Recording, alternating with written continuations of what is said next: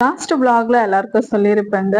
இதோட கண்டினியூ தான் இந்த vlogல நம்ம பார்க்க போறது. கடந்த ஒரு வருஷமா யாஷிகா வந்து இந்த சிலம்பம் கிளாஸுக்கு போயிட்டு வந்து இன்னைக்கு ஃபைனல் டே வந்தாச்சுங்க. இந்த அகாடமில தான் வந்து இவங்களுக்கு ஃபைனல் டே அப்படின்னு சொல்லிட்டு காம்படிஷன் வச்சிருந்தாங்க. இது வந்து டிஸ்ட்ரிக்ட் லெவல்ல நடந்தது. அதுக்காக காலையிலே நம்ம 8:30க்கெல்லாம் அங்க இருக்கணும்னு சொன்னதால சீக்கிரமாவே ஏர்லியா கிளம்பி போயாச்சு. அங்க நாங்க போகும்போது அந்த அளவுக்கு யாருமே வரல. ஏன்னா 8:30 மணிக்கெல்லாம் யாருமே வரல. அதுக்கப்புறம் பார்த்தீங்கன்னா, அவ்ளோ கூட்டங்க.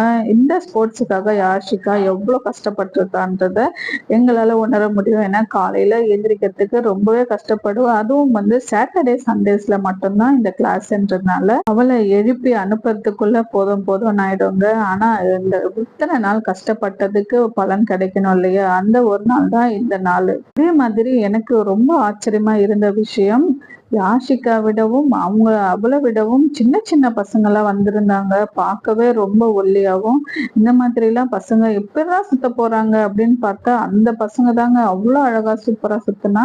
இப்ப நீங்க பார்த்துட்டு இருக்கிறது பார்த்தீங்கன்னா, அங்க யாஷிகா பர்ஃபார்மன்ஸ் பண்ண அந்த நொடிகள் தான்.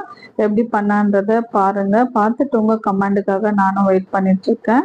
அங்க எனக்கு பெரிய ஆச்சரியம் காத்திருந்ததுங்க. ஏன்னு பார்த்தீங்கன்னா, ரொம்ப சின்ன சின்ன பசங்களும் வந்திருந்தாங்க. ஜூனியர், சீனியர் அந்த மாதிரி நெறைய பசங்களும் இருந்தாங்க. ஆனா அதிகமா பார்ட்டிசிபேட் பண்ணது பார்த்தீங்கன்னா, இந்த மாரி சின்ன பசங்க தான். அவங்களுடைய காம்படிஷன் லெவல் பார்க்கும்போது ரொம்பவே நல்லா இருந்ததுங்க. ரொம்ப வேகமாவும் நல்லா இருந்தது. இந்த சிலம்பம் கிளாஸ் நாங்க அனுப்புனதுல ரொம்பவே சந்தோஷப்பட்டோம்.